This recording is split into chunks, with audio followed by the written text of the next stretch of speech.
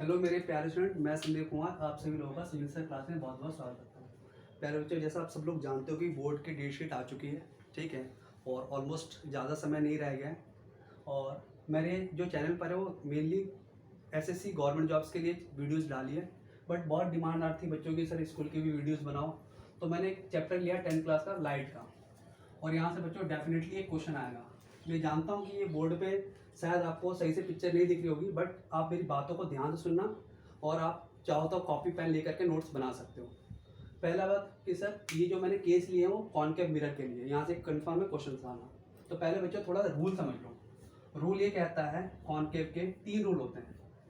थोड़ा सा अगर मैं बताऊँ तो ये जैसे इमेज फॉर्मेशन होता है बच्चों, तो यहाँ पे पोल होता है, यहाँ पे फोकल पॉइंट होता है और यहाँ सेंटर ऑफ कर्वेचर होता है। तो पहला रूल ये कहता है कि जो लाइन रे है वो parallel to the principal axis, मतलब सी और एफ को बोल रहा है, प्रिंसिपल एक्सिस से पैरेलल होकर के फोकल पॉइंट से पास होता है। देन दूसरा पॉइंट है बच्चों कि कल को ऐसा भी हो सकता है कि वो फोकल पॉइंट से डायरेक्ट पास हो और parallel to the principal axis हो जाए।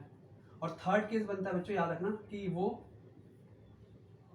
फोकल पॉइंट से पास होकर सेंटर ऑफ कर्वेचर से जाता है और वापस टकरा के आता है। तो 3 केस ध्यान रखना, इन्हीं 3 केस को मैं डिस्कस करता हूँ, ठीक है। इसके अंदर तो देखो स्टार्ट करते हैं। यहाँ से जो क्वेश्चंस बनते हैं आपके एनसीईआरटी बुक्स के अंदर टेबल बनी हुई है, उसमें सब कुछ दे रखा है, लेकिन उस टेबल को रटने की जरूरत नहीं, आपको समझने की जरूरत है।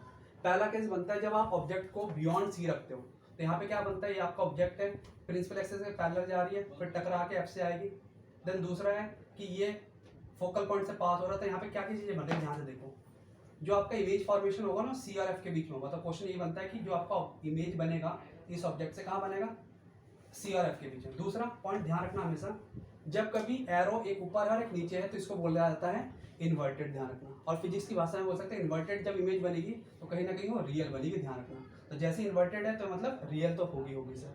और याद रखना यहाँ पे जो साइड बनेगा ये है, और इसका तो साइड छोटा है तो इसको बोलेंगे डिमिनिशिंग। तो पहला केस ये हो गया। दूसरा केस शिफ्ट करते जाओ चीज़ों को, कि अब जो है बियॉन्ड सी नहीं है, एग्जैक्ट सी पर रखा गया ऑब्जेक्ट। तो याद रखना यहाँ पे पॉइंट, जब आप ऑब्जेक्ट को सी पे रखोगे तो जो आपका इमेज बनेगा वो भी सी पे ही बनेगा, पहला पॉइंट। दूसरा, वो इमेज कैसा बनेगा, इन्वर्टेड। इन्वर्टेड बनेगा तो क्या होगा, रियल होगा। और रियल होगा और जो ऑब्जेक्ट का जो साइज होगा सेम होगा, जितना ऑब्जेक्ट था उतना ही आपका इमेज फॉर्मेशन था, सेम साइज। देन अगर मैं थर्ड केस पे जाऊँ तो अब यहाँ पे थोड़ा खिसका करके सी और एफ के बीच में रखोगे ऑब्जेक्ट को। तो याद रखना यहाँ पे जो फिगर बनेगी वो इमेज वो बियॉन्ड सी बनेगा। तो याद रखना बियॉन्ड सी, और वो इन्वर्टेड होगी, मतलब एक ऊपर एक नीचे, और क्या इन्वर्टेड होगी तो रियल होगी। और याद रखना यहाँ पे ऑब्जेक्ट जितना है इससे बड़ा है तो इसको बोलते हैं मैग्निफिकेंस, क्या बोलते हैं इसको, लार्ज भी बोल सकते हैं, ठीक है। इस चीज़ का ध्यान रखना। देन अगर मैं फोर्थ केस की बात करूँ, जब ऑब्जेक्ट को एफ पे रखते हैं, तो एफ पे रखते हैं तो ध्यान रखना कि सर ऐसा टकरा के फोकस से पास हुआ।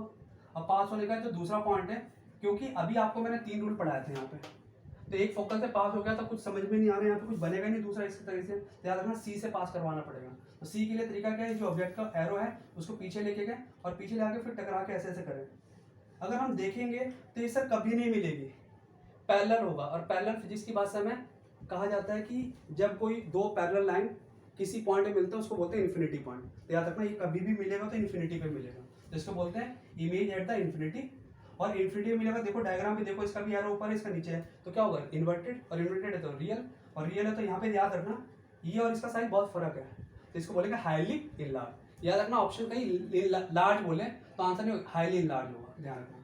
देन अगर मैं फिफ्थ केस लूँ, फिफ्थ केस लेता हूँ तो इसमें देखते हैं कि सर अब ऑब्जेक्ट को कहाँ रख रहे हो आप, यहाँ पे रख रहे हो एफ और पोल के बीच में, फोकल पॉइंट और पोल के बीच में रख रहे हो। तो जो आपका डायग्राम जो बनेगा बच्चों, क्योंकि ये एफ से पास हो रहा है, उसके बाद अगर हम इमेज को ऐसे करके ऐसे करेंगे तो देखो ये डाइवर्जेंस कभी नहीं मिलेगा।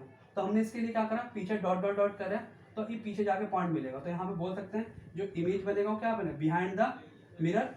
और बिहाइंड द मिरर बनेगा तो क्या होगा, अपराइट होगा। और जब अपराइट होगा तो क्या होगा, वर्चुअल। और वर्चुअल कहलाएगा क्या, इनलार्ज कहलाएगा, क्योंकि इसका ऑब्जेक्ट है और इसका बड़ा इनलार्ज होगा।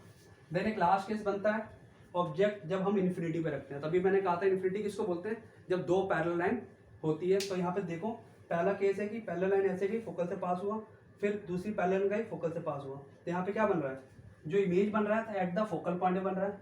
ये कैसा बन रहा है, इन्वर्टेड बन रहा है। इन्वर्टेड होगा तो रियल होगा। और इसका जो साइज है बच्चों ध्यान रखना, ये पॉइंट का साइज है जिसको हाईली डिमिनिशिंग बोलते हैं, ठीक है। तो आशा करता हूँ आपको ये थोड़ा अच्छे से समझ में आया होगा। और हाँ, जो फर्स्ट टाइम इस वीडियो को देख रहे हैं, अगर आपको पसंद ना आए तो डिसलाइक जरूर करें और कमेंट बॉक्स में जरूर बताएं कि आपको इसमें क्या पसंद नहीं आया। ठीक है, अगर अच्छा लगे तो अपने दोस्तों में जरूर शेयर करें। Thank you for watching this video. Have a nice day, take care.